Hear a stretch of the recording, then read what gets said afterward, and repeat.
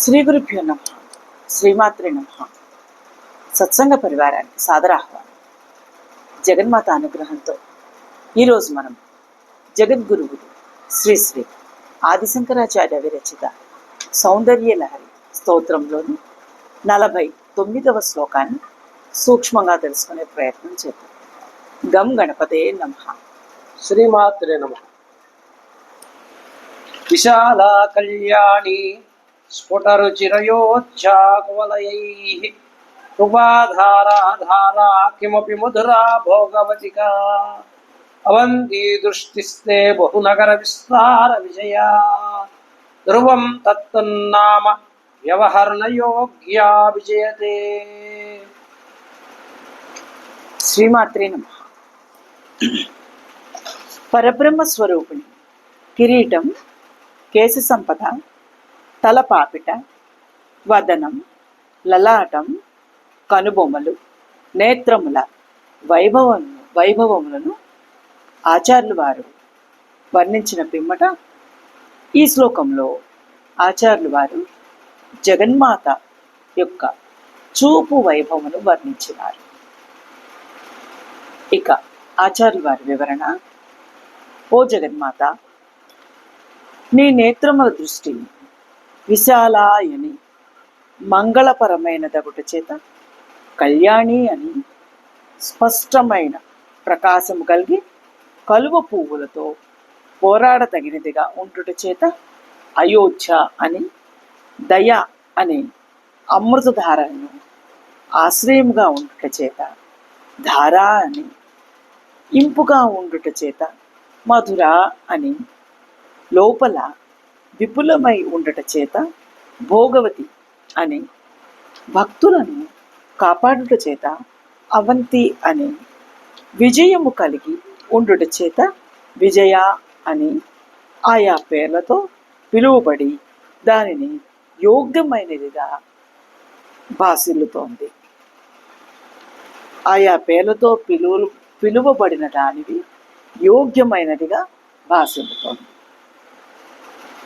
ఇదే విధముగా విశాల, కళ్యాణి, అయోధ్య, ధార, మధుర, భోగవతి, అవంతి, విజయ అని 8 నగరముల పేర్లతో వ్యవహరించుటకు తగినదై అమ్మ చూపు ప్రకాశించుచున్నది.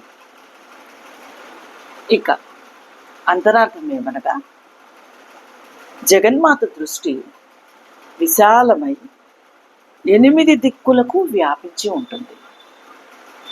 శ్రీదేవి ఉపాసకులు కూడా ఇదే దృష్టి కలిగి ఉంటారు, కానీ వారు బయటపడరు.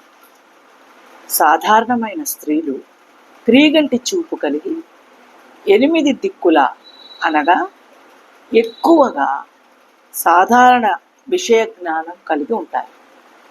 కానీ జగన్మాతకు ఉండే 8 చూపులు మాత్రం విశేషమైనవి. అంతర్వికాసంతో లోపల వికాసము కలిగిన చూపును విశాల దృష్టి అంటారు. విస్మితమైన ఆశ్చర్యముతో కూడిన చూపును కళ్యాణ దృష్టి అంటారు. చిరునవ్వుతో కూడిన నల్లని కనుగురుడ్డు కలిగిన చూపును అయోధ్య దృష్టి అంటారు. అలసభారము లేక మాంద్యము గల చూపును ధారా దృష్టి అంటారు. వలితము లేక వక్ర ప్రసారము కల దృష్టిని మధురా దృష్టి అంటారు. సుందరమైన స్నేహముతో కూడిన దృష్టిని భోగవతి దృష్టి అంటారు. యౌవన ప్రారంభంలో గల సుందరమైన కన్యా దృష్టి ముగ్ధమైనది, దీనిని అవంతి దృష్టి అంటారు. కంటి చివర భాగం మాత్రాన నల్లని గుడ్డు గల చూపును విజయా దృష్టి అంటారు. దీనిని క్రీగంటి చూపు, ఆకేకరము అని కూడా అంటారు.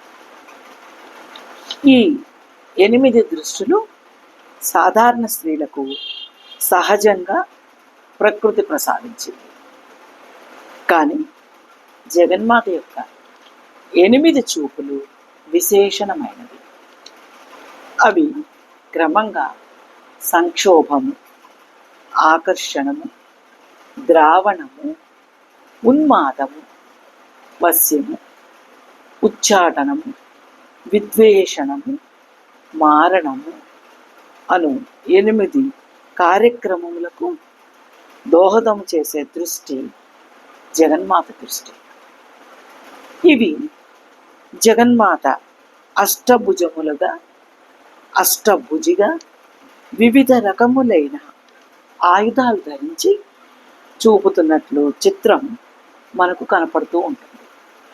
కానీ అవి అన్నయ్య జగన్మాత దృష్టి యొక్క సంకేతములు.